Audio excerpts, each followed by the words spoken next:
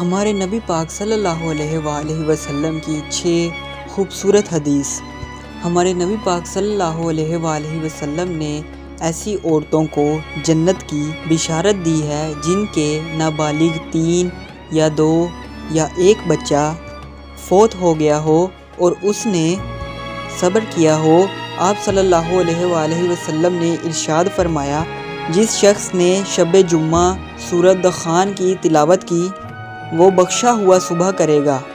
آپ صلی اللہ علیہ وآلہ وسلم نے ارشاد فرمایا کہ جس شخص نے نماز فجر کے بعد قل هو اللہ احد پوری سورت 10 مرتبہ پڑھی تو اس دن میں اسے کوئی گناہ نہیں پہنچے گا، اگرچہ شیطان کتنی ہی کوشش کیوں نہ کر لے۔ آپ صلی اللہ علیہ وآلہ وسلم نے فرمایا، جو شخص پہلے سلام کرتا ہے وہ غرور سے پاک ہوتا ہے۔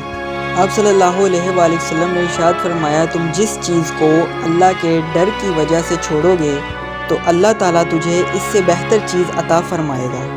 آپ صلی اللہ علیہ وسلم نے فرمایا، ایک نماز کے بعد دوسری نماز کی ادائیگی کا انتظار کرنا جنت کے خزانوں میں سے ایک خزانہ ہے۔ سبحان اللہ۔